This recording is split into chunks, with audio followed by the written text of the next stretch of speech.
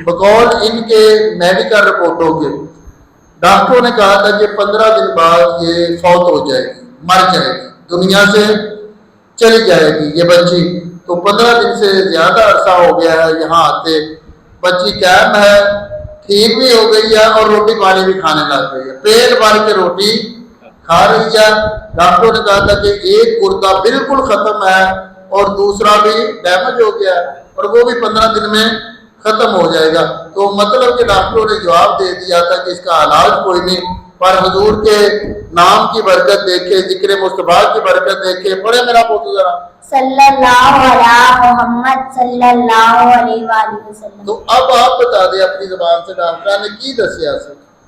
ये जी हम डॉक्टरों के हर पास से फिरे हैं जी, उन्होंने हमें डरा दिया था, पैसा भी बड़ा खर्च हुआ है, मगर अल्लाह का शुक्र है, ये हमने नेट पे देखा है, मोबाइल पे, फिर हमें किसी ने बताया तो हम इधर आए हैं। तो तीसरा दम है, अल्लाह का शुक्र है, खाती पीती और फिरती टूटती है। फोन नंबर बताएंगे? 0312 024 0362। अच्छा, डॉक्टर ने की दसिया कि इनू की ये ते की होना है? डॉक्टर ने दसिया सी जी ये 15 दिन भी नहीं कटनी ते 1300-1400 रुपए का रोज का टिक्का है ते तीसरे दिन का वो लवाई जाओ। अच्छा, लवाने में कोई फर्क नहीं पिया। अच्छा, फिर अगे लाहौर लैके आए तो लाहौर वाले ने कहा 15 दिन भी नहीं कटने ने। अच्छा, आज अल्लाह पाक का शुक्र है, ये देख लो आज सही सलामत ठीक ठाक खड़ी। अच्छा, इत्थे आउण तो पहले किन्ने को हस्पतालों जो इलाज करवा चुके या जा चुके सी? बहुत खर्च किए जी पैसे, बड़े अस्पताल से। कोई चंद एक दे नाम दसोगे, शहरों के नाम दस दिओ। सरकोटे भी गए हैं जी, ते इतने चंग सिटी सिविल अस्पताल च भी, लाहौर भी, ते फैसलाबाद चिल्ड्रन अस्पताल, अच्छा, इतने भी जाते रहे हैं। अच्छा, कोई नहीं, इन्होंने कहा भी फारिग ही है। अच्छा, आज अल्लाह पाक का शुक्र है भी यानी कि सब ने जवाब दे दिया। सब ने जवाब दे दिता जी। अच्छा, सारे महल्लेदार कहने लग गए सी छोटी सी मासूम बच्ची है, ते अल्लाह ही खैर करे।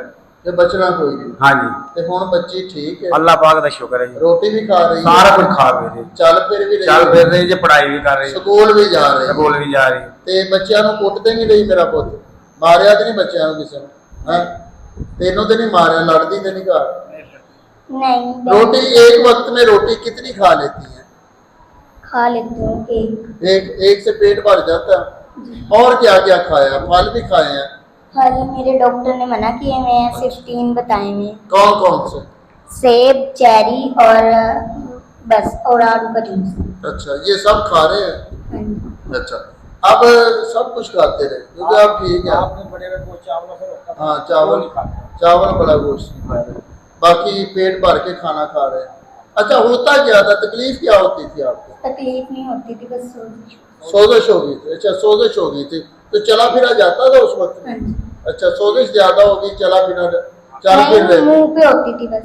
मुंह पे सोजिश होती थी तो रोटी खाई जाती थी उस वक्त? हाँ जी। रोटी भी खाते थे थोड़ी बहुत?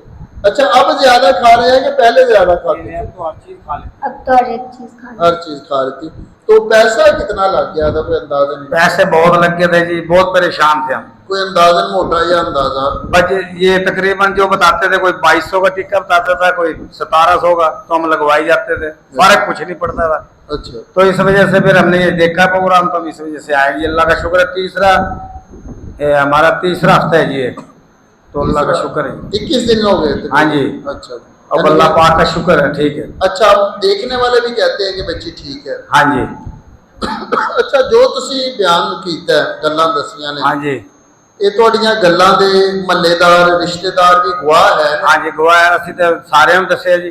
अच्छा, हाँ जी, यानी कि सब ਨੂੰ पता है कि हाँ जी, बच्ची- कई बंदे ने सानू किਹਾ जी सानू ਨਾਲ ਲੈ ਕੇ ਜਾਣਾ।